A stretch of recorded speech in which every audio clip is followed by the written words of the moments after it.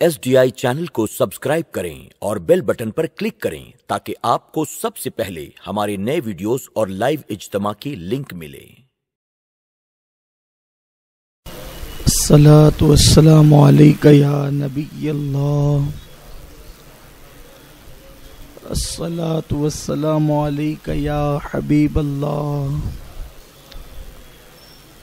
व अला आलिका व अस्हाबिका या नूर अल्लाह, सल्लल्लाहु तआला अलैका वसल्लम। बिस्मिल्लाहिर रहमानिर रहीम। नवैतु सुन्नतल एतिकाफ। आज माह रमज़ान शरीफ की पहली शब है और बहुत बरकत वाली शब है। सबसे पहले मैं अपने आका व मौला हुजूर सरवरे कायनात सल्लल्लाहु अलैहि वसल्लम की सुन्नत मुबारका पर अमल करते हुए आप सबको माह रमज़ान शरीफ की मुबारकबाद पेश करता हूँ और अल्लाह का शुक्र अदा करता हूँ कि अल्लाह ने एक मर्तबा फिर हमें बरकत वाला महीना अता फरमाया। महीना मिल गया मतलब मगफिरत और जन्नत मिल गई। इसका लम्हा लम्हा कीमती जानिए और कसरत के साथ अल्लाह की इबादत कीजिए। इस महीने में हुजूर अलैहिस्सलाम ने 4 चीज़ों पर खुसूसी तवज्जो देने का हुक्म फरमाया है।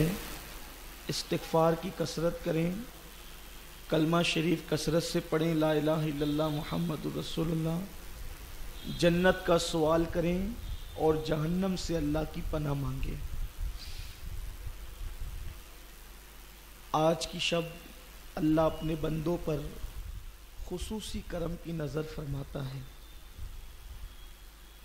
मेरे ख्याल से ये 14वां दर्स कुरान है।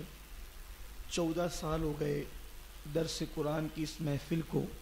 अल्लाह इसमें बरकत दे और आखिरी दम तक अल्लाह कुरान की खिदमत मुझे करने और आप सबको सुनने की तौफीक अता फरमाए। इस दर्स कुरान की खुसूसियत ये है इस साल, सिर्फ इस साल, कि जिस नबी का जिक्र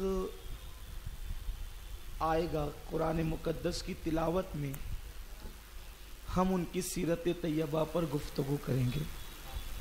बहुत सारे अंबिया का जिक्र आया है आज भी, लेकिन सबसे पहले अल्लाह ने हज़रत आदम अलैहिस्सलाम का तज़किरा फरमाया है। आदम अलैहिस्सलाम दुनिया के सबसे पहले इंसान हैं। इनसे पहले कोई इंसान नहीं है और ये पहले इंसान भी है और पहले नबी भी है। अल्लाह तबारक व तआला ने कुरान मुकद्दस में जो आपने सुना आज तरावी में, उसमें आदम अलैहिस्सलाम का जिक्र किया, उनकी पैदाइश का जिक्र किया कि जब अल्लाह ताला ने आदम अलैहिस्सलाम को पैदा करना चाहा तो अल्लाह ने पहले फरिश्तों से मशवरा किया कि मैं ज़मीन पर अपना नाइब खलीफा बनाने वाला हूँ, तुम क्या कहते हो? खलीफा कहते हैं नाइब को। इंसान कितना मुकद्दस और मोहतरम है कि अल्लाह का नाइब है वो ज़मीन पर। और जो भी मखलूक अल्लाह ने पैदा की तो यूं ही पैदा की, कुन कहा और वो चीज़ बन गई, फयकुन। लेकिन इंसान इतना कीमती है कि जिसको बहैसियत खलीफा बनाया और फिर उसके पैदा करने से पहले फरिश्तों में चर्चे किए।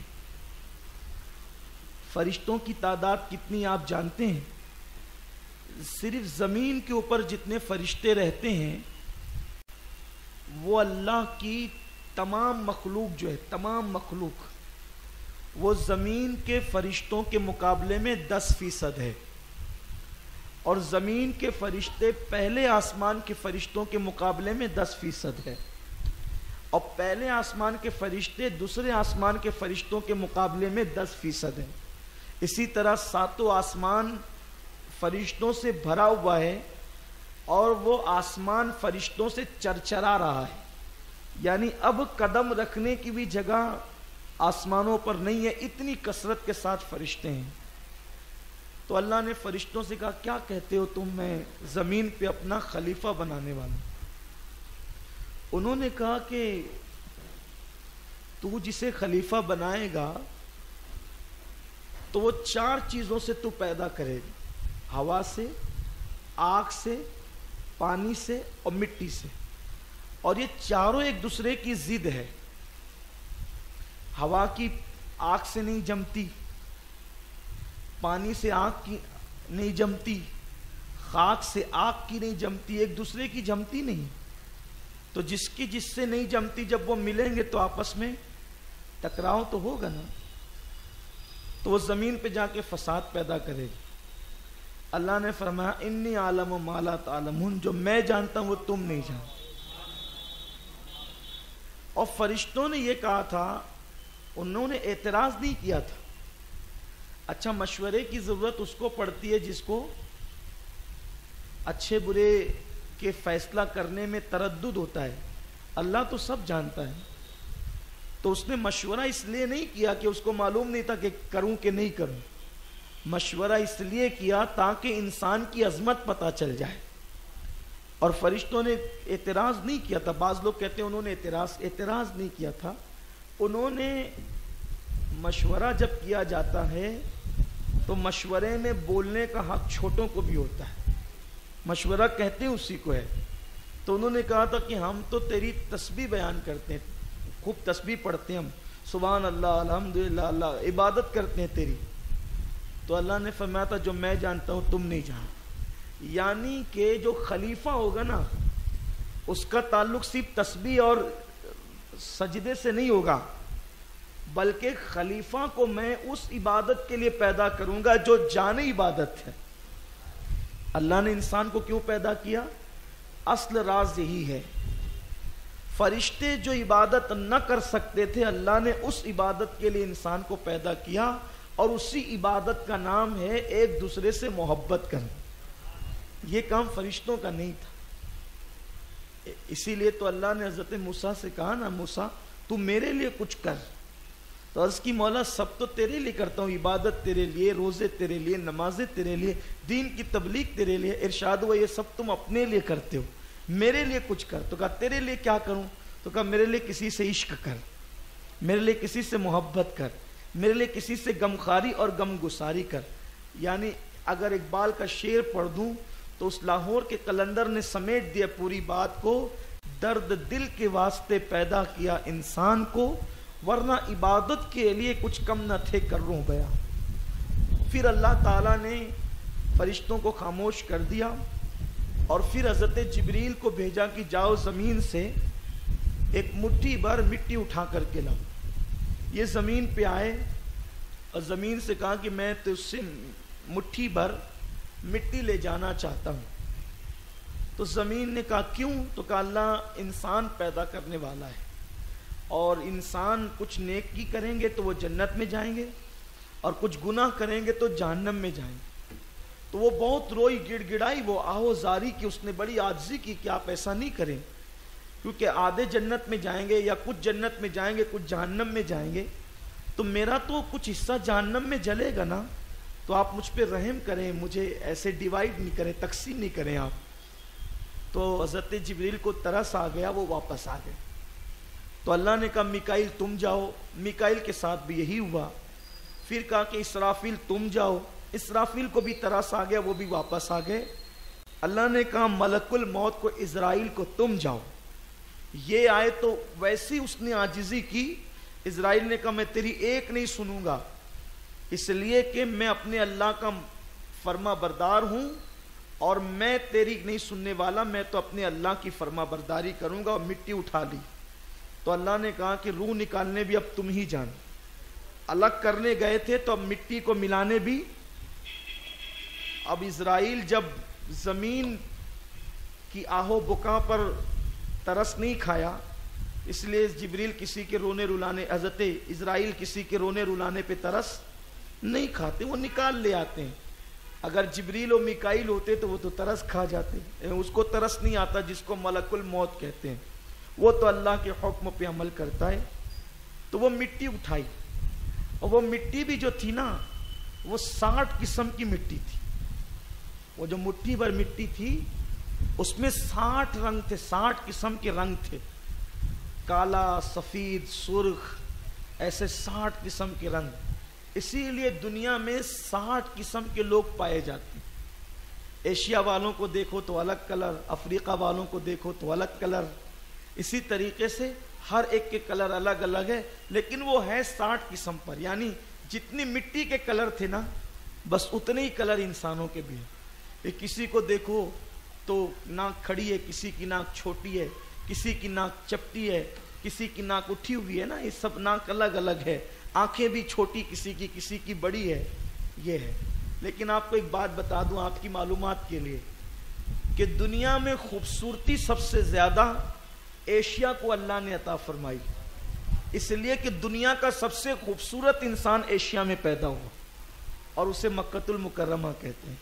آدم علیہ الصلوۃ و تسلیم کی مٹی وہاں سے اٹھائی گئی، لیکن جان آدم کی پیدائش مکۃ المکرمہ میں ہوئی، وہ ہمارے آقا محمد الرسول اللہ کی ذات۔ وہ کمال حسن حضور ہے کہ گمان نقص جہاں نہیں، یہی پھول خار سے دور ہے، یہی شمع ہے کہ دھواں ہے۔ اگر آپ جائیں گے نا حج کے لیے، اللہ آپ کو دکھائے وہ دن، عمرہ کے لیے جائیں گے، پوری دنیا سے لوگ آتے ہیں، لیکن آپ کو سب سے خوبصورت انسان آپ کو ایشیا والے ہی نظر آئیں گے۔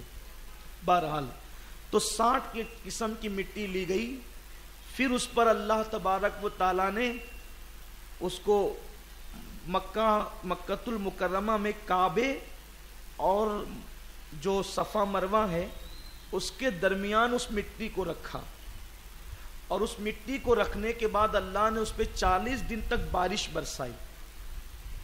ان 40 دن تک کے غموں کی بارش ہوتی رہی اور ایک دن خوشی کی بارش ہوئی، اس لیے انسان غمگین زیادہ رہتا ہے اور خوش کم رہتا ہے۔ اس کو غم زیادہ آتے ہیں کیونکہ انسان پر بارش جو برسی ہے 39 دن تک 39 ڈیز جو ہے وہ اس پر برسات ہوئی ہے غموں کی، اور ایک دن خوشی کی برسات ہوئی۔ اب اس مٹی کو خوب پتلا کیا گیا، ظاہر سی بات ہے برسات ہوئی ہوگی مٹھی بھر مٹی پر، اس کا حال کیا ہوا ہوگا۔ پھر اللہ تعالیٰ نے اس پہ ہوائیں چلائی تو وہ گارا بن گئی اور اس میں سے بو آنے لگی، یعنی کھنکتی ہوئی مٹی۔ پھر فرشتے اس کو جنت میں اٹھا کر کے لائے۔ یہ سب کام اللہ فرشتوں سے کروا رہا ہے، اسی لیے کہ ذرا دیکھیں کہ یہ مٹی والا آدمی کچھ نہیں ہے، جو اصل ہے نا وہ کیا ہے وہ آگے چل کے آپ کو پتا چلے۔ پھر فرشتے اس کو لائے اور اللہ نے اپنے دست قدرت سے اپنے ہاتھوں سے آدم علیہ السلام کا پورا جسم بنایا۔ تو جب آدم علیہ السلام کا مجسمہ بن کر تیار ہو گیا، وہ بہت خوبصورت بنایا تھا اللہ نے۔ آدم بڑے خوبصورت تھے اور بڑے اونچے قد کے تھے، 90 فٹ ان کا قد تھا آدم علیہ السلام کا، 90 فٹ کا قد تھا، اور چوڑے جو تھے تقریباً 40 فٹ چوڑے تھے اور 90 فٹ لمبے تھے۔ آپ اندازہ کر سکتے ہیں، دیکھیں تو انسان کی ٹوپی گر جائے۔ 90 فٹ کس کو کہتے ہیں؟ 6 فٹ کا انسان جو ہوتا ہے ہم اس کو کہتے ہیں کہ یہ لمبا ہے، 6 فٹ کا انسان، 6.5 فٹ کا انسان اس کو لمبا کہتے ہیں۔ اب سوچئے 90 فٹ کس کو کہتے ہیں، اور 40 فٹ چوڑے 90 فٹ لمبے۔ اللہ نے اپنے دست قدرت سے بنایا تو فرشتے ان کو دیکھنے آتے تھے۔ اس وقت تو فرشتوں کا ایک استاد تھا، اس کا نام عزازیل تھا۔ عزازیل، بعض لوگ کہتے ہیں کہ وہ جنات میں سے تھا، اور علامہ سید محمود آلوسی رحمۃ اللہ علیہ لکھتے ہیں کہ وہ فرشتوں میں سے ہی تھا۔ مفسرین کے الگ الگ اقوال ہوتے ہیں، الگ الگ تحقیق ہوتی ہے، اور میں بارہا کہتا رہتا ہوں کہ میں سارے اقوال پیش کر دیتا ہوں تاکہ آپ کی معلومات میں رہے۔ کچھ کم علم لوگ کہتے ہیں کہ یہ کہہ دیا یہ کہہ دیا، تو تحقیق کے دروازے کھلے ہوئے، بہت دور تک ہوتی ہے تحقیق، اور جتنا پڑھتے جاؤ گے میں تو حیران رہتا ہوں۔ ہر سال کتابیں کھولتا ہوں تو ہر آیت کے نئے معنی نئے مفہوم نکلتے ہیں، پھر اس میں تلاش کرتے ہیں تو ایسا لگتا ہے 14 سال پہلے 12 سال پہلے جو تفسیر کی تھی تو اس وقت ہم بہت کم علم تھے، ابھی پھر کوئی نیا علم آ گیا، اور علم کا دروازہ کھلتا ہی چلا جاتا ہے، اگر انسان پہ کرم ہو تو کھلتا ہی چلا جاتا ہے۔ تو بعض لوگ کہتے ہیں کہ وہ جنوں میں سے تھا کیونکہ اس کو آنکھ سے اللہ نے پیدا کیا، لیکن سید محمود آلوسی بہت بڑے مفسر گزرے ہیں، بغداد شریف کے میں ان کے مزار پہ بھی گیا ہوں، بہت بڑے عالم ہیں، بہت بڑے مفسر قرآن ہے، اور آپ کی حیثیت جو ہے وہ ایک اتھارٹی کی حیثیت ہے، یعنی کہ آپ ایک دلیل مانے جاتے ہیں، حجت مانے جاتے ہیں آپ علم کی دنیا میں۔ اور فرماتے ہیں وہ فرشتوں میں سے تھا، اور فرشتوں کا استاد تھا، وہ بہت علم تھا اس کے پاس، فرشتے اس سے علم سیکھتے تھے، اور وہ بہت عبادت گزار بھی تھا۔ زمین کا کوئی چپا ایسا نہیں بچا جہاں اس نے سجدہ نہیں کیا، آسمان پہ کوئی حصہ ایسا نہیں بچا جہاں اس نے سجدہ نہیں کیا، یعنی 80,000 سال تک اس نے عبادتیں کی ہے، اور فرشتے اس کو جھولا جھلاتے تھے جنت میں، جنت کے باغوں میں وہ جھولا جھولتا تھا، بڑا عبادت گزار، بڑا متقی، بڑا پرہیزگار، بڑا عابد و زاہد کہلانے والا۔ تو وہ بھی فرشتوں کے ساتھ دیکھنے کے لیے آیا، اور دیکھا تو اس کو حضرت آدم علیہ السلام سے حسد ہو گیا کہ بھئی خلافت مجھے نہیں ملی، اس کو کیوں ملی؟ تو اس نے، فرشتے بھی حیران رہتے تھے، تو اس نے چونکہ تھے سب شاگرد، تو اس نے فرشتوں سے کہا اس میں کچھ نہیں ہے، یہ مٹی کا جو بنا ہے نا یہ پتلا، اس میں کچھ نہیں ہے، اس کے جسم میں جگہ جگہ سوراخ ہے، اگر یہ زیادہ کھانا کھائے تو یہ چلنے کے قابل نہیں رہے گا۔ صحیح کہا تھا اس نے، بات صحیح کہی تھی لیکن حسد میں کہی، اگر یہ زیادہ کھا لے، بھئی آدمی زیادہ کھا لے، آپ خود ہی سوچیں اگر تراویح میں ہم زیادہ کھا کے آ جائیں تو اٹھنا بیٹھنا رکوع سجود بھی دشوار ہوتے ہیں، اور نہ کھائیں تو بھی بے کام کا ہو جائے، نہیں کھڑا بھی نہیں ہو سکے۔ جو لوگ افطار کر کے صرف آتے ہیں تو ان کے لیے بھی دشواری ہے، تو نہ کھائے تو بھی مسائل، کھا لے زیادہ تو بھی مسائل، کا کچھ نہیں ہے، مگر ہاں اس کے سینے میں بائیں طرف ایک پیٹی ہے، وہ پیٹی میں شاید کوئی ایسی چیز ہے جس کی بنیاد پہ اس کی ترقی ہے، اور یہ بھی بات اس نے صحیح کہی تھی، اسی پیٹی کو ہم دل کہتے ہیں، قلب کہتے ہیں، اور انسان صرف دل کی وجہ سے ہی افضل ہے، اس لیے کہ دل کا کام ہی محبت کرنا ہے۔ اللہ نے دل فرشتوں کو نہیں دیا، دل جانوروں کو نہیں دیا، دل اللہ نے صرف انسان کو دی۔ آپ کہیں گے کیسی بات کرتے ہیں، ہم تو جانوروں کے دل کھاتے رہتے، کلیجی کے ساتھ جو دل ہوتا ہے، مرغے کا بھی دل ہوتا ہے، یہ اس دل کی بات نہیں ہے، ایک ہے گوشت کا لوتھڑا اور ایک ہے حقیقت دل، جیسے کعبہ، ایک ہے کعبے کی دیوار، وہ کعبہ نہیں ہے، وہ دیوار کعبہ ہے، لیکن حقیقت کعبہ اس جگہ کا نام ہے۔ تو ایسے ہی یہ دل حقیقت میں گوشت کے لوتھڑے کا نام نہیں ہے، بلکہ اس کے جذبات کا نام دل ہے، اس قلب کے جذبات کا نام دل ہے۔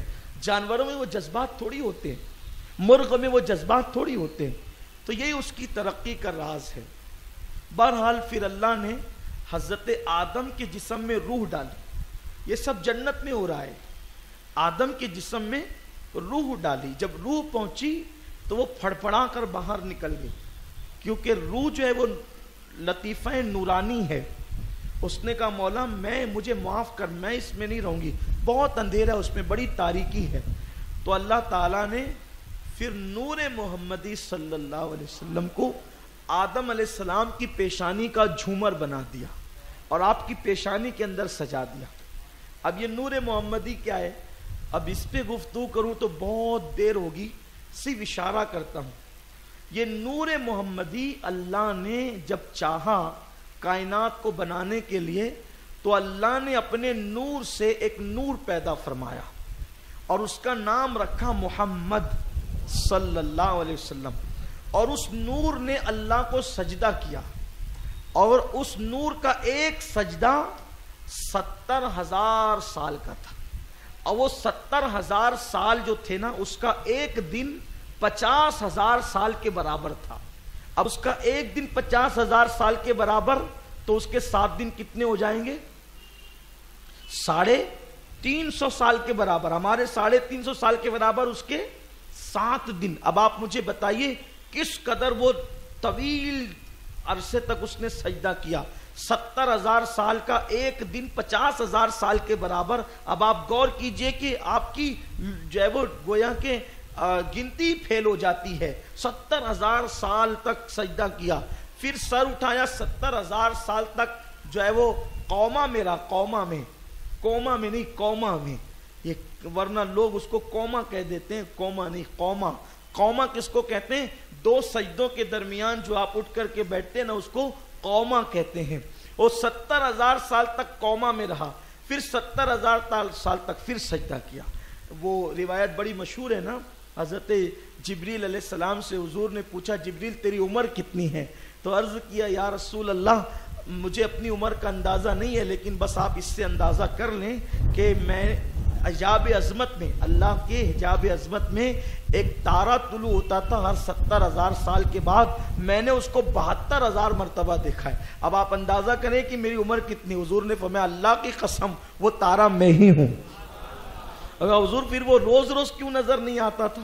تو آقا فرماتے ہیں صلی اللہ علیہ وآلہ وسلم کہ میرا نور سجدے میں ہوتا تھا تو نظر نہیں آتا تھا, اور سجدے سے سر اٹھاتا تھا تو نظر آتا تھا. اسی لیے مولانا سائم چشتی علیہ الرحمہ نے فرمایا ہے کہ تو شاہ خوباں اے جانے جانا, ہے چہرہ ام الکتاب تیرا, ہے عمر لاکھوں برس کی لیکن مگر ہے تازہ شباب تیرا. یعنی حضور کی جو عمر ہے وہ بظاہر تو 63 سال ہے, لیکن حضور کی جو اصل عمر ہے وہ لاکھوں کروڑوں اربوں خربوں سال کے, اس کا اندازہ ہی نہیں کر سکتے. تو بہرحال وہ نور آدم کی پیشانی میں رکھا, آدم کا پورا جسم نورانی ہو گیا, منور ہو گیا. پھر اللہ نے روح سے کہا اب جا ذرا. اب اندر گئی تو نکلنے کا نام نہیں لیتی. کہا میں اس میں رہوں گی, میرا دل لگ گیا اس کے اندر. تو اللہ نے جب گردن تک آدم علیہ السلام کی روح پہنچی تو آپ کو چھینک آئی. تو حضرت آدم علیہ السلام نے کہا الحمدللہ رب العالمین. سب سے پہلا کلمہ حضرت آدم کی زبان سے کیا نکلا؟ الحمدللہ رب العالمین. تو اللہ نے جواب دیا, چھینک کا جواب سب سے پہلے اللہ نے دیا. یعنی چھینک کا جواب دینا یہ اللہ کی سنت ہے. یرحمک اللہ, اللہ نے فرمایا. پھر حضرت آدم علیہ السلام کی کمر تک روح آئی نا, تو آدم علیہ السلام اٹھ کے کھڑے ہونا چاہتے تھے, گر گئے. تو اللہ نے کہا انسان جلدی باز پیدا کیا, یعنی جلدی بازی کرتا ہے انسان. پھر آدم علیہ السلام کے پورے جسم میں روح گئی. پھر اللہ تعالیٰ نے قیامت کی صبح تک, پہلے دن سے لے کر قیامت کی صبح تک جتنی چیزیں پیدا ہونے والی تھی, گھوڑا, گدھا اور کرسی, ٹیبل, پنکھے. جو تفسیر کی کتاب ہے نا 300 سال 400 سال پرانی, تو ان لوگوں نے لکھا ہے کہ سوئی تک اللہ نے جو رکھی. لیکن ان کے دور میں موبائل نہیں تھا, ہوائی جہاز نہیں تھا, تو اس لیے انہوں نے اس کا ذکر نہیں کیا. لیکن انہوں نے اتنا کہا کہ قیامت تک جتنی چیزیں پیدا ہونے والی تھی وہ سب چیزیں اللہ نے حضرت آدم کے سامنے رکھی. اور پہلے فرشتوں سے کہا بتاؤ ان کے نام کیا ہے. انہوں نے کہا ہمیں کچھ نہیں بتا, تو جتنا بتاتا ہے اتنا ہی معلوم ہے. حضرت آدم سے کہا بھی آپ بتاؤ. تو آدم علیہ السلام نے سب کے نام بھی بتائے, ان کے کام بھی بتائے, اور صرف چیزوں کے نہیں, قیامت تک جتنے انسان تھے نا ان سب کے نام بھی بتا دیے. یہ اس کا نام یہ ہے, اس کا نام یہ. تو آدم علیہ السلام نے جس کا جو نام بتایا, دنیا میں آنے کے بعد, پیدا ہونے کے بعد اس کا وہی نام رکھا جائے گا. اب ایک بات آپ کو بتاؤں, آپ سوچیں گے یہ کیسے ہو سکتا ہے کہ آدم علیہ السلام نے سب کے نام بتایا. وہ قرآن کہہ رہا ہے نا کہ آدم نے سب کے نام بتائے, تو آپ کا نام بھی بتایا. اور یہ کوئی مشکل بات نہیں ہے. ایک باپ کے 12 بچے ہوتے ہیں نا تو اس کو 12 کے نام یاد ہوتے ہیں, 20 ہوتے ہیں تو 20 کے نام یاد ہوتے ہیں. کوئی باپ ایسا ہوگا جس کو بیٹوں کے نام یاد نہ ہو؟ تو ہم تو آدم کی اولاد ہیں, تو ہمارے باپ کو اللہ نے ہمارے نام بتا دیے. تو پہلے آدم نے نام پکارے تھے ہمارے, تب ہمارے ماں باپ نے بعد میں نام رکھا. عبداللہ, عبد الرحمن, علاں فلاں, یہ سارے نام تو پہلے ہمارے ابا بول چکے ہمارے لیے. تو دنیا میں آ کے وہی نام آپ کے رکھے گئے جو آدم علیہ السلام نے کہے تھے. اب آپ مجھے بتائیے جب آدم علیہ السلام کے علم کا یہ عالم ہے تو مصطفیٰ جان رحمت کے علم کا عالم کیا ہوگا. اور فرشتے یہ دیکھ کر دنگ رہ گئے, حیران رہ گئے, اور اللہ نے فرمایا سب سجدہ کرو. اور سب نے آدم علیہ السلام کو سجدہ کیا. سب سے پہلے سجدہ حضرت جبریل علیہ السلام نے کیا. اسی لیے اللہ نے جبریل علیہ السلام کو سب فرشتوں کا سردار بنا دیا. اور جب سب نے سجدہ کیا تو یہ اکڑ گیا, جس کو عزازیل کہتے تھے, فرشتوں کا استاد تھا, یہ اکڑ گیا اور کہا میں تو آگ سے بنا ہوں اور یہ تو خاک سے بنا ہے, اور میں کیا اس کے سامنے سجدہ کروں گا. تو اس نے منہ پھیر کے, وہ پیٹ پھیر کے کھڑا ہو گیا. اور اس کا مطلب یہ ہے کہ نبی کی سب سے پہلے توہین کس نے کی؟ شیطان نے. تو جو نبی کی توہین کرے وہ انسان کی اولاد میں سے نہیں ہوتا. جو انسان سے جو پیدا ہوگا نا, جو انسان کی اولاد ہوگا, آدم کی اولاد ہوگا, وہ کبھی نبی کا گستاخ نہیں ہوگا. جو پیدا ہوتے وقت جو شیطانی خلل آ جاتا ہے نا, شیطان بیچ میں جو گھس جاتا ہے, تو جو لوگ شیطان سے پیدا ہوتے ہیں وہی نبی کی توہین اور بے ادبی کرتے ہیں. یہ بات خاص آپ خیال رکھیں, اس لیے کہ جب بندہ اپنی بیوی کے قریب جاتا ہے تو شیطان بھی قریب آتا ہے. اگر اس وقت اللہ کسی پر رحم نہ فرمائے تو جو ہے وہ شیطان بیچ میں مداخلت کر دیتا ہے. اسی لیے حکم ہے کہ جب اپنی عورتوں کے قریب جاؤ تو اللہ کی پناہ مانگتے جاؤ شیطان سے, اعوذ باللہ من الشیطان الرجیم پڑھتے ہوئے جاؤ, تو اللہ تعالیٰ اس سے محفوظ رکھے گا. تو اس لیے جو نبی کے بے ادب گستاخ ہیں وہ انسان کے نسب سے ان کے نسب نہیں ملتے, شیطان سے ان کا شجرہ نسب ملتا ہے. اسی لیے وہ منہ پھیر کے کھڑا ہو گیا, اور جب منہ پھیر کے کھڑا ہوا تو فوراً اللہ نے اس کی شکل بگاڑ دی. جو نورانی شکل تھی نا اس کی, وہ فوراً بگڑ گئی. اور فرشتوں نے جب سر سجدے سے اٹھایا دیکھا کہ اس کی شکل بگڑ گئی. تو فرشتوں نے, اللہ رب العزت نے تو ایک ہی سجدے کا حکم دیا تھا, فرشتوں نے فوراً دوسرا سجدہ کیا. انہوں نے دوسرا بھی کیا. اور دوسرا کیوں کیا؟ شکر کے طور پہ کہ اللہ تو نے ہمیں بگڑنے سے بچا لیا. اللہ نے اس سے کہا نکل جا, تو اب میرے نبی کا گستاخ ہے, نکل جا. اللہ نے اس کی عبادتیں نہیں دیکھی, 80,000 سال تک اس نے عبادت کی, اللہ نے اس کی عبادت نہیں دیکھی, اس کو نکال دیا. اس نے کہا اللہ میں تو نکل جاؤں گا. اس نے کہا ٹھیک ہے میں نکل جاتا ہوں, لیکن تو مجھے مہلت دے.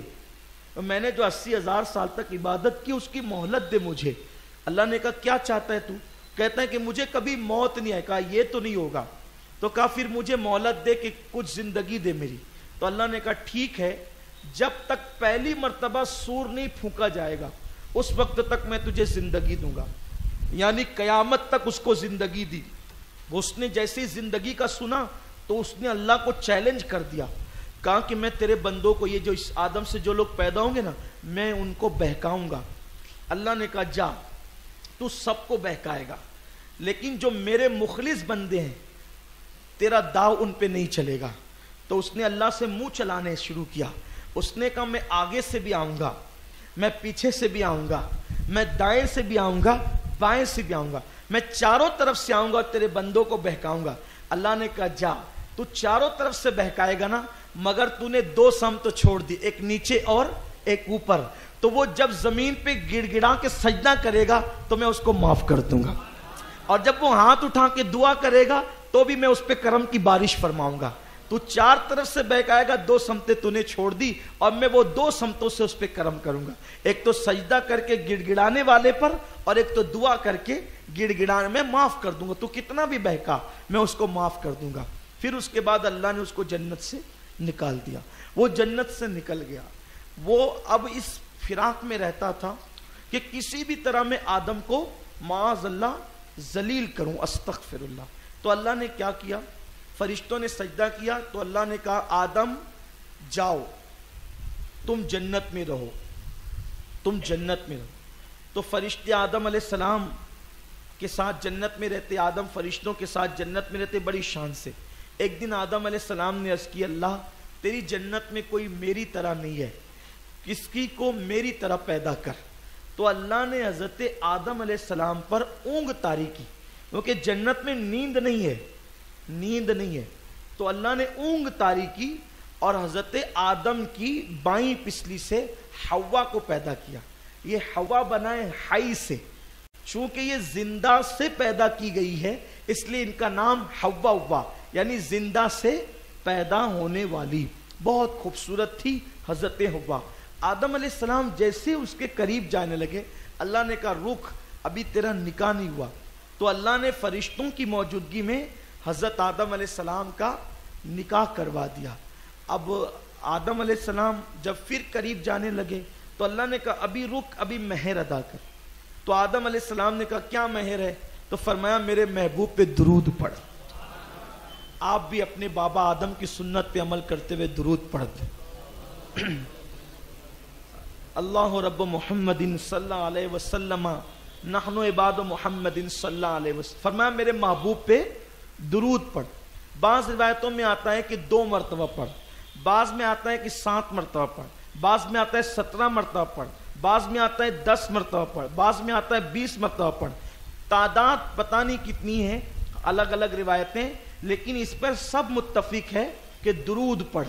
اس سے پتہ چلا کہ حضور علیہ الصلوۃ و تسلیم پہ درود پڑھا تو حوا آدم علیہ السلام کے لیے حلال ہو گئی۔ اب آدم و حوا دونوں جنت میں شان سے رہنے لگے۔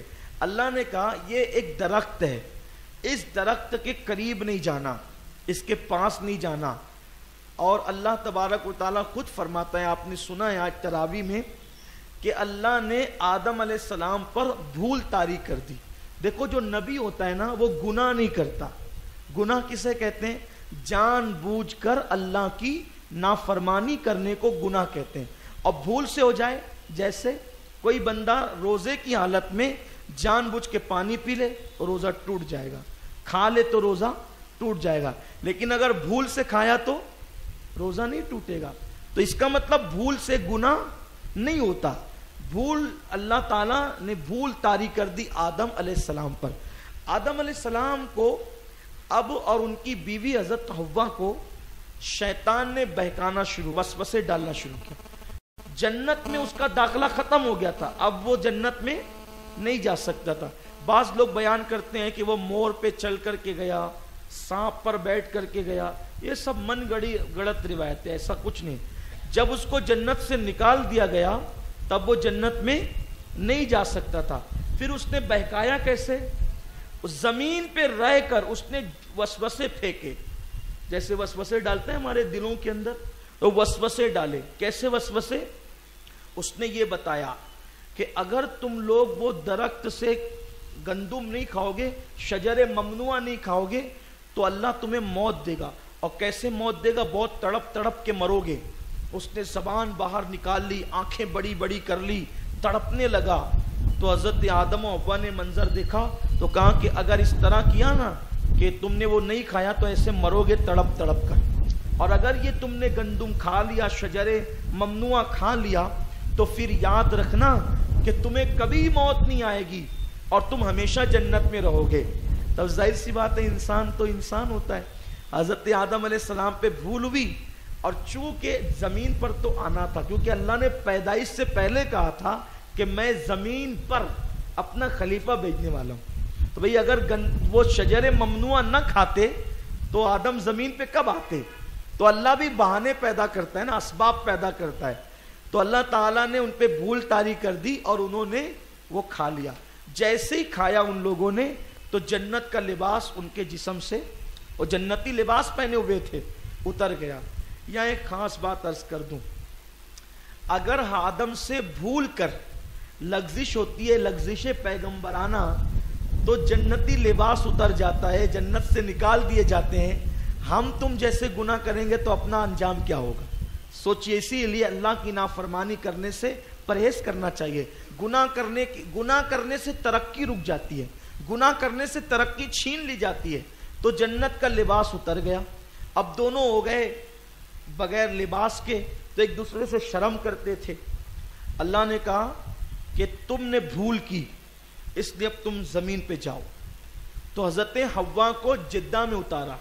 یہ جو شہر بنا نا جدہ شریف، وہ جدہ کا نام جدہ اسی لیے پڑا، الجدتوں کا معنی ہوتا ہے دادی کے، کیونکہ وہاں حضرت حوا اتری تھی۔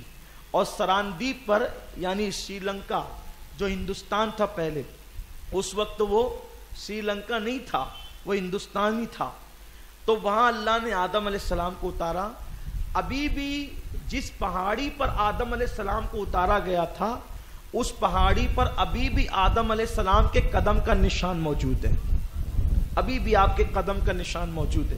تو آپ اترے اور اترنے کے بعد بہت روتے تھے، بہت وحشت ہوتی تھی آپ کو۔ آدم علیہ السلام تقریباً 200 سال اور ایک روایت کے مطابق 300 سال تک روتے رہے۔ اندھیرا تھا، تاریکی تھی، دل نہیں لگتا تھا، کیونکہ جنت میں نور تھا، روشنی تھی۔ اب آدم علیہ السلام پریشان ہیں، 300 سال ہو گئے روتے روتے، یا 200 سال ہو گئے۔ آپ کے آنسو بہنے سے پانی کے چشمے جاری ہو گئے۔ پرندے اس میں چونچ ڈالتے اور کہتے کیا مزیدار پانی ہے۔ تو آدم علیہ السلام کہتے یہ ایک ندامت کے آنسو ہے جس کی لذت تم محسوس کر رہے ہو۔ تو پھر آدم علیہ السلام نے ایک دن اللہ سے عرض کیا، میرے اللہ کہ جس محمد پر تو نے نکاح کے وقت درود پڑھوایا تھا اور جس کا نام تو نے عرش پہ اپنے نام کے ساتھ لکھا تھا اور جس کا نام تو نے جنت کے دروازوں پر اپنے نام کے ساتھ لکھا تھا، مولا اسی محمد کا واسطہ تو مجھے بخش دے۔ تو اللہ کی رحمت نے مسکرا کر کے کہا، آدم تو نے کیسے جانا یہ نام؟ تو عرض کی، مولا میں نے عرش پہ دیکھا تھا، جنت میں دیکھا تھا، حوروں کی پیشانیوں پہ دیکھا تھا، میں سمجھ گیا یہ تیرا محبوب ہے۔ ارشاد ہوا، ارے تو نے اپنے لیے مغفرت مانگی، آدم اگر تو اس کا نام لے کر اپنی تمام اولاد کے لیے مغفرت مانگتا تو میں سب کو بے حساب جنت عطا کرتا۔ پھر حضرت جبریل علیہ السلام آئے اور آپ نے اذان پڑھی تو اندھیرا دور ہو گیا دنیا سے اور اجالا ہی اجالا ہو گیا۔ تو حضرت آدم علیہ السلام نے شکر کے طور پر 2 رکعت نماز ادا کی، کب؟ اندھیرا دور ہوتے وقت اور اجالا آتے وقت۔ تو اللہ کو آدم کی یہ ادا اتنی پسند آئی کہ اللہ نے اسی کو نماز فجر بنا دیا۔ یہ جو نماز فجر ہے نا، یہ سب سے پہلے حضرت آدم علیہ السلام نے پڑھی ہے۔ تو آدم علیہ السلام نے نماز پڑھی۔ حضرت مولا علی فرماتے ہیں، مولا کائنات، کہ ہندوستان کے پھل اتنے لذیذ کیوں ہوتے ہیں؟ ہندوستان کے پھل اتنے لذیذ کیوں ہوتے ہیں اور ہندوستان کے میوے اتنے خوشبودار کیوں ہوتے ہیں؟ اور فرمایا کہ آدم علیہ السلام جب جنت سے اترے تو اپنے بدن پہ جنت کے پتے باندھ کر اترے تھے۔ تو جیسی زمین پہ آئے تو ہوا چلی تو جنت کے پتے اڑ گئے، اور جس درخت پہ گئے تو اس درخت کے اندر خوشبودار میوے پیدا ہونے لگے۔ آدم علیہ السلام جب جنت سے آئے تھے تو ایک عصا لے کر آئے تھے، 10 فٹ کا عصا۔ وہی عصا حضرت موسیٰ علیہ السلام تک پہنچا، اور آپ 3 اوزار لے کر آئے تھے۔ 3 اوزار، ایک تھی جس کو اردو میں سڑسی کہتے ہیں اور ہم اپنی زبان میں اس کو سانسی کہتے ہیں۔ یہ جنت سے آئی ہے سانسی۔ آدم علیہ السلام اس کو جنت سے لے کر کے آئے تھے۔ 3 اوزار تھے، کیونکہ آپ کو دنیا میں آ کر جنت میں تو ایسے ہی ملتے تھے نا، کھانے پینے فرشتے لا کر پیش کرتے تھے، لیکن آدم علیہ السلام کو پتا تھا کہ دنیا میں جائیں گے تو اب خود ہی کما کر کھانا ہے، تو آپ سانسی لائے۔ سانسی سمجھ گئے نا؟ سانسی لائے تھے اور ہتھوڑا لائے تھے، ہتھوڑا، اور ایک اوزار اور لائے تھے جس کو آپ کڑہاڑا کہہ سکتے ہیں۔ یہ 3 اوزار آپ دنیا میں لے کر آئے تھے جنت سے۔ تو آپ کی توبہ جب قبول ہو گئی تو آدم علیہ السلام کو ابھی 300 سال تک کے اپنی بیوی کی یاد ہی نہیں آئی، اللہ ہی اللہ روتے ہی رہے، اور توبہ قبول ہو گئی، اللہ تعالیٰ نے دعا سن لی تو بیوی کی یاد آئی۔ تو آدم علیہ السلام بیوی سے ملنے چلے، بیوی سے ملنے چلے تو آدم علیہ السلام 7 قدم کے اندر مکہ مکرمہ پہنچے۔ آدم علیہ السلام کا ایک قدم سوچو کتنا لمبے فاصلے پر ہوگا کہ آپ 7 قدم میں ہندوستان سے مکہ مکرمہ پہنچے۔ اس کا مطلب ہندوستان کتنا مقدس ملک ہے کہ پہلا انسان یہاں آیا، پہلا نبی یہاں آیا، پہلی اذان یہاں ہوئی، پہلی نماز یہاں ہوئی، پہلا حاجی ہندوستان ہی سے چلا مکہ المکرمہ۔ تو آدم اور حوا کی ملاقات ہوئی میدان عرفات میں، العرفہ، کہتے ہیں پہچاننے کو. اور دونوں میاں بیوی, ہماری امی اور ہمارے ابا, حوا اور آدم وہاں ملے, دونوں وہاں ملاقات ہوئی دونوں کی, اور دونوں وہاں پر ملے. اللہ تعالیٰ کی بارگاہ میں بہت خوشی کا اظہار کیا. وہ تاریخ تھی ذی الحجہ کی 9 تاریخ. اسی لیے سب حاجی حجن وہاں پر جا کر جمع ہوتے ہیں اور سب کی مغفرت کا پروانہ ملتا ہے. پھر آدم علیہ الصلاۃ و تسلیم حضرت حوا کے ساتھ رہنے لگے. آدم علیہ السلام پہلے پہل کپڑا بننے کا کام کرتے تھے. پہلے پہل آپ کا کام کیا تھا؟ کپڑا بنتے تھے آپ. اسی لیے جو لوگ کپڑا بنتے ہیں نا, جو کپڑوں کا کاروبار کرتے ہیں, عام طور پہ وہ لوگ بڑے نرم دل ہوتے ہیں. پھر کپڑا بنتے بنتے آپ نے کھیتی باڑی شروع کی اور کھیتی باڑی کرنے لگے. آپ جنت سے آتے آتے کچھ بیج لے کر کے آئے تھے. جنت سے آتے آتے کچھ بیج لے کر آئے تھے. اب وہ بیج لے کر آئے تو رونا دھونا یہاں کر رہے تھے, تو بیج آپ بھول گئے. بھئی بیوی بھول گئے تو اب کیا یاد رہے گا؟ تو بیج بھول گئے. اور شیطان نے کیا کیا, چپکے سے ان بیجوں کو ٹٹولا اندھیرے میں. تو جن بیجوں پر شیطان کا ہاتھ پڑ گیا, وہ بیجوں سے جو پھل پیدا ہوئے وہ کڑوے ہو گئے. اور جن بیجوں تک اس کا ہاتھ نہیں پہنچا تو وہ میٹھے ہو گئے. اور وہ میٹھے ہی تھے سب, جیسے کہ آم ہے, جام ہے, کیلا ہے, انگور ہے, یہ سب میٹھے پھل ہیں نا. وہاں تک اس کا ہاتھ نہیں پہنچا, اور جو کڑوے ہو گئے وہاں تک اس کا ہاتھ پہنچا. تو 3 قسم کے پھل ہے دنیا میں. ایک تو وہ جو انسان پورا پورا کھا جاتا ہے, جیسے انگور کو لے لیں, پورا کھا جاتا ہے.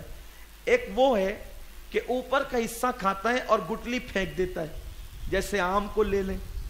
اور ایک وہ ہے کہ چھلکا پھینکتا ہے اور گودا کھاتا ہے, جیسے کیلے کو لے لیں. یہ 3 قسم کے پھل ہیں. یہ آدم علیہ السلام اس کی کلم, اس کے بیج لائے تھے جنت سے. اسی لیے اگر جنت کے پھلوں کی لذت چکھنا ہے تو اس کا کچھ حصہ ان پھلوں, کچھ ہے ان پھلوں کے اندر.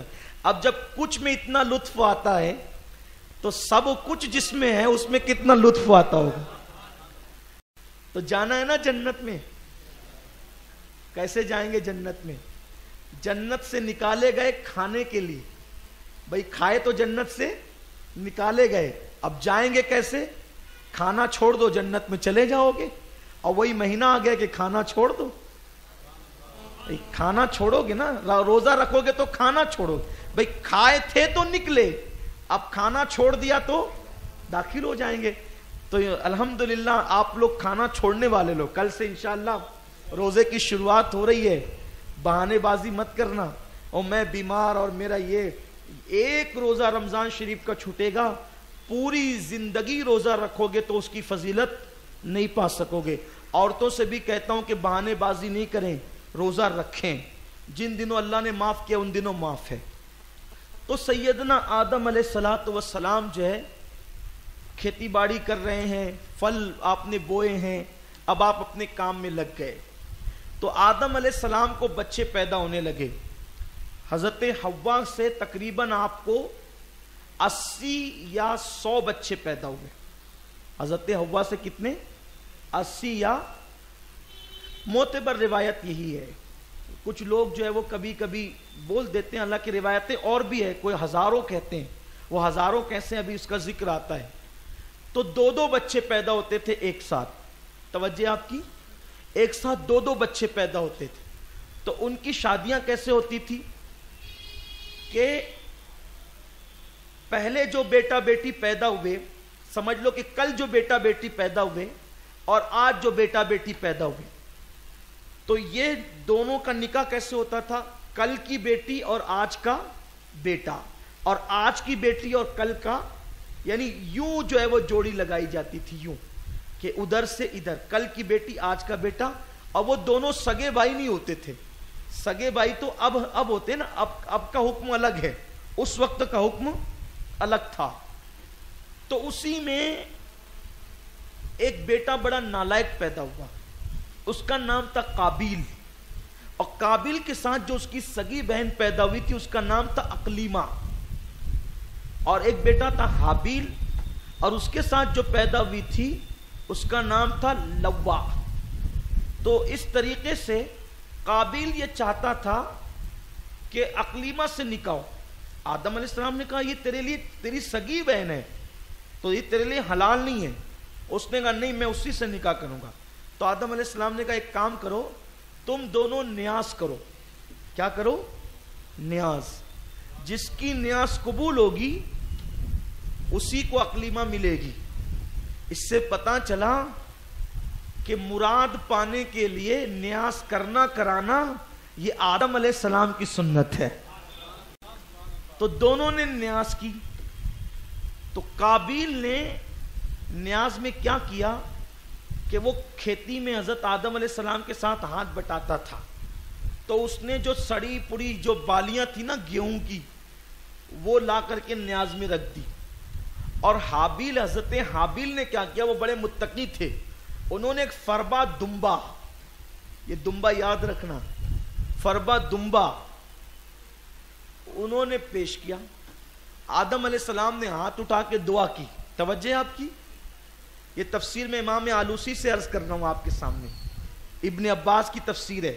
توجہ بہت خیال سے سنیے, آپ کو بڑے راستے ملیں گے انشاءاللہ اس تفسیر سے. اللہ تعالیٰ آپ کا دل کھولے گا, شرح صدر فرمائے گا. ادھر اس کی بالیاں رکھ دی گئی, ادھر ان کا دمبا رکھ دیا گیا, اور آدم علیہ السلام نے ہاتھ اٹھا کے دعا کی, اللہ تو جس کو اقلیمہ دینا چاہتا ہے تو اس کی نیاز کو قبول فرما. تو ایک آگ آئی اور وہ دمبا اٹھا کے لے گئی. اب آپ دیکھیے آدم علیہ السلام نے ہاتھ کہاں اٹھا کے دعا کی تھی؟ بالیوں کے اور دمبے کے سامنے. تب بتائیے کہ چیزوں کو سامنے رکھ کر فاتحہ پڑھنا, لوگ کہتے ہیں کس حدیث سے ثابت ہے؟ ارے پہلا آدمی فاتحہ پڑھ رہا ہے, دنیا کا پہلا انسان ہاتھ اٹھا کے دعا کر رہا ہے کہ اللہ اس نیاز کو قبول فرما, اگر جس کو تو اقلیمہ دینا چاہتے. تو یہ جل بھن گیا کیونکہ اس کی قبول نہیں ہوئی. اس سے پتہ چلا کہ نظر و نیاز میں, قربانیوں میں جو چیز دیا کرو وہ سڑی پڑی گلی سڑی مت دیا کرو, بلکہ اچھی کوالٹی کی پیش کیا کرو. لوگ کیا کرتے ہیں, خود کھانا پکائیں گے گھر میں تو 80 روپے کلو کے چاول لائیں گے, اور اگر نیاز کرنی ہو تو جو سب سے ہلکا پھلکا ہے, یعنی اپنے لیے اچھا اور اللہ کے لیے گرا پڑا. دیکھو جب تم اللہ کے لیے گرا پڑا دو گے تو اللہ پھر تمہیں اچھا کیسے دے گا؟ اگر اچھا لینا ہے تو اچھا دیا کرو, اچھا دو گے تو اچھا ملے گا. دل کھول کے اللہ کی راہ میں دیا کرو. تو اس کو غصہ آ گیا. تو حضرت آدم علیہ السلام حج کو گئے ہوئے تھے. آدم علیہ السلام نے ہر سال حج کیا. آدم علیہ السلام نے, اللہ نے 1000 سال کی عمر آپ کو عطا فرمائی کم و بیش. آپ نے ہر سال حج کے لیے آپ گئے ہوئے تھے. تو اس نے آدم علیہ السلام کی غیر موجودگی کا فائدہ اٹھایا اور اس نے حضرت حابیل کو قتل کر دیا. اب قتل کر دیا تو سوچا اب کیا کروں, تو اس کا چہرہ سیاہ ہو گیا, کالا ہو گیا, اور تھیلے میں ڈال کر کے لے کے پھرتا رہا, تلاش کرتا رہا کہ کیا کروں کیا کروں کیا کروں. اللہ تعالیٰ نے 2 کووں کو بھیجا, اس کا ذکر قرآن میں ہے. 2 کوے آئے, دونوں نے آپس میں ایک دوسرے کو چوچ مارا کر کے لڑائی کی. ایک کوا مر گیا تو کوے نے اپنی چونچ اور اپنے پنجوں سے قبر کھودی اور اس میں دوسرے کوے کو ڈال کے مٹی ڈال دی. تو قابیل نے کہا کہ میں تو کوے سے بھی غیر گزرا کہ اپنے بھائی کو قتل کرنے کے بعد میں نے یہ کیا کیا, میں تو دفن بھی نہیں کر سکا. پھر اس نے قبر کھودی اور قبر کھودنے کے بعد اپنے بھائی کو دفن کیا. حضرت آدم علیہ السلام جب حج سے واپس آئے اور فرمایا کہ حابیل کہاں ہے؟ وہ کہا مجھے کیا پتا, آپ نے مجھے ذمہ دار بنایا تھا کیا حابیل کو سنبھالنے کا. تو آپ نے فرمایا کہ تیرا منہ کالا ہو گیا ہے, اس وقت تک آئینہ ایجاد نہیں ہوا تھا, تیرا منہ کالا ہو گیا ہے, تو نے میرے بیٹے حابیل کو قتل کیا. اور جب حابیل کو قتل کیا قابیل نے تو وہ پاگل ہو گیا اور پاگلوں کی طرح ادھر ادھر بھٹکتا رہا اور اسی حالت میں اس کو موت واقع ہوئی.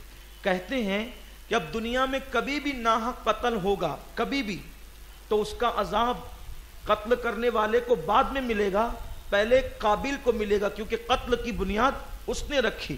دنیا میں سب سے پہلے قتل اس نے کیا. یعنی جو بندہ جس برائی کی بنیاد رکھے گا جب تک وہ برائی دنیا کے اندر موجود رہے گی اس کا عذاب اس کو ملتا رہے گا. جیسے کسی نے گھر میں ٹی وی لا کے رکھ دی, تب جب تک لوگ سیریل اور فلم دیکھتے رہیں گے وہ دیکھنے والوں کو عذاب تو ملے گا بعد میں، لیکن پہلے اس کو ملے گا جس نے لا کے رکھی. جس نے گانے کی سی ڈی لائی تو سننے والوں کو عذاب تو ملے گا، لیکن ان کے گناہ میں کوئی کمی نہیں ہوگی، لانے والے کو ملے گا. اس کا خاص خیال رکھیں، کوئی برائی کی بنیاد آپ نہ رکھا کریں. بہرحال پھر آدم علیہ الصلوۃ والتسلیم کی زندگی اسی طرح گزرتی رہی، اور سیدنا آدم علیہ السلام کی زندگی میں تقریباً 1,00,000 پوتے پوتیاں ہو گئے. 1,00,000 پوتے پوتیاں ہو گئے. حضرت آدم علیہ السلام شان سے زندگی گزارنے لگے. ایک دن حضرت آدم علیہ السلام نے اپنے بیٹوں کو کہا، میرے بیٹو بہت دن ہو گئے جنت سے نکلے ہوئے، 1000 سال ہو گئے تھے نا کم و بیش، بہت دن ہو گئے جنت سے نکلے ہوئے، مجھے جنت کے میوے کھانے کی یاد آ رہی ہے. میں چاہتا ہوں کہ میں جنت کے میوے کھاؤں، جنت کے پھل کھاؤں. تو بچوں نے کہا، پوتا پوتیوں نے کہا کہ بابا کیسے ہوگا، جنت کے پھل ہم آپ کو لا کے کہاں سے دیں گے؟ تو فرمایا کہ تم مکہ شریف جاؤ. مکہ شریف جب تم جاؤ گے تو وہاں تمہیں فرشتے ملیں گے، تو کوئی نہ کوئی سبیل پیدا ہو جائے گی. تو جب ان کے کچھ پوتے پوتے مل کر کے جو ہے وہ پوتے پوتیاں مل کر، بیٹے مل کر سب لوگ گئے وہاں مکہ شریف، تو وہاں حضرت جبریل اور میکائیل علیہ السلام سے ملاقات ہوئی. تو انہوں نے پوچھا کہ آدم علیہ السلام کا کیا حال ہے؟ تو انہوں نے عرض کیا کہ وہ تو جنت کے میوے مانگتے ہیں آج کل. تو کہا اچھا ٹھیک ہے چلو. وہ سب آئے اور حضرت جبریل نے کہا جنت کے میوے کھانا ہے تو اب دنیا سے چلنا پڑے گا، چلیے وقت آ گیا ہے. تو حضرت آدم علیہ السلام نے کہا اگر آ گیا ہے وقت تو پھر چلتے ہیں. اور پھر حضرت آدم علیہ السلام کی روح قبض کرنے کے لیے حضرت اسرائیل آئے. تو اسرائیل علیہ السلام جیسے آئے تو حضرت حوا دیکھ کے ڈر گئی اور حضرت آدم علیہ السلام کے دامن میں چھپنا چاہتی تھی کہ حضرت آدم نے کہا حوا اب دور رہو، اب ٹائم آ گیا ہے جدائی کا، اب ہم چلے. اور اس کے بعد حضرت آدم علیہ السلام کی روح حضرت اسرائیل نے ملک الموت نے نکال لی. اس طرح سے تقریباً 960 سال کی عمر میں آپ کا وصال ہوا. 1000 سال کی عمر اللہ نے دی تھی، لیکن آپ کا وصال کتنی سال کی عمر میں ہوا؟ 960 سال کی عمر. کیوں ایسا ہوا؟ حضرت داؤد علیہ السلام کو اللہ نے دکھایا کہ یہ تمہاری اولاد میں سے، ابھی ان کی زندگی میں آئے گی یہ بات، یہ تمہاری اولاد میں سے. کہ اللہ اس کو تو نے اتنی کم عمر کیوں دی؟ 40 سال کی صرف عمر دی. تو اللہ نے کہا ہم نے 40 سال کی دینی تھی، 40 سال کی دی. کہا مولا میری عمر میں سے 40 سال کاٹ کے اس کو دے دے. تو اللہ نے کہا ٹھیک ہے تمہاری 40 کٹ کر کے اس کو دے دیتے ہیں. تو 40 کٹ کر دی. تو جب 960 سال کی عمر میں ان کے لیے فرشتے آئے تو حضرت آدم نے کہا ابھی تو 960 ہی ہوئے، ابھی 40 باقی ہے. تو کہا آپ بھول گئے ہیں، 40 تو آپ کسی اور کو دے چکے ہیں. اور ایک روایت میں یہ بھی آیا ہے کہ آدم جب تو بندہ ہو کے اپنی 40 دے سکتا ہے تو جا ہم نے تیری 40 اور بڑھا دی، تجھے بھی گویا کہ 1000 سال کی عمر عطا کر دی. مختلف روایتیں. تو آدم علیہ السلام کی روح نکلی. پھر اس کے بعد حضرت جبریل علیہ السلام نے ان کے پوتا پوتیوں سے کہا دیکھو ہم جیسا کرتے ہیں تم لوگ غور سے دیکھو، اور اس کے بعد جب کسی کا انتقال ہوگا تو تم لوگ ایسے ہی کرنا جیسے ہم کر رہے ہیں. اور پھر ان لوگوں نے کیا کیا؟ آدم علیہ السلام کو اپنے ہاتھوں سے غسل دیا، اور غسل دے کر جنت سے کفن لائے، جنت کی خوشبو لائی، اور جنت سے سارے ساز و سامان لائے. آدم علیہ السلام کو جنت کا کفن پہنایا، جنت کی خوشبو لگائی، اور پھر جنازہ اٹھا کے لے کر کے چلے مکہ مکرمہ پہنچے. اور مکہ مکرمہ پہنچ کر آج کل جہاں کعبۃ اللہ ہے اس وقت بھی وہاں کعبہ شریف موجود تھا.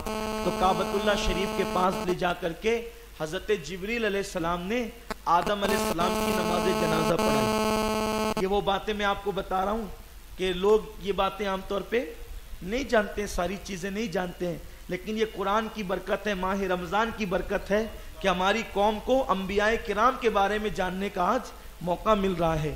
تو حضرت جبریل علیہ السلام نے نماز پڑھائی، سارے فرشتے پیچھے مقتدی بنے، آپ کے پوتے پوتیاں وہ سب پیچھے لگے، اور اس کے بعد آپ کی نماز جنازہ ادا ہوئی.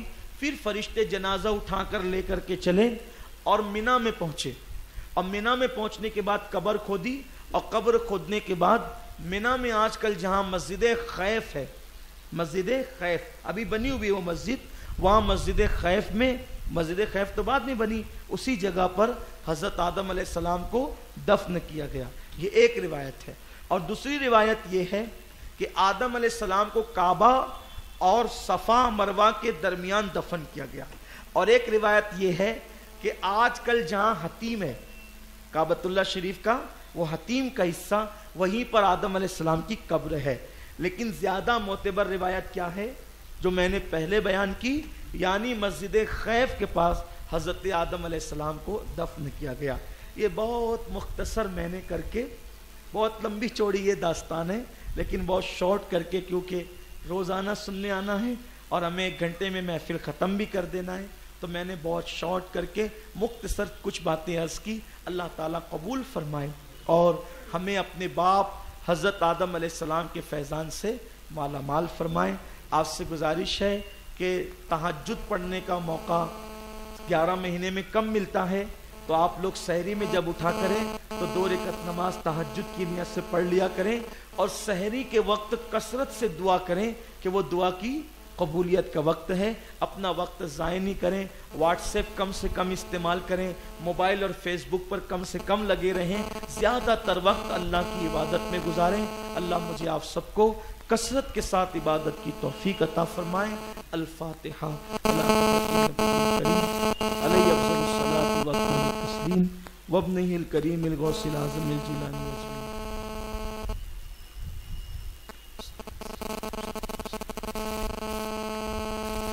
ان اللہ وملائکتہ یصلون علی النبی یا ایھا الذین آمنوا صلوا علیہ وسلموا تسلیما.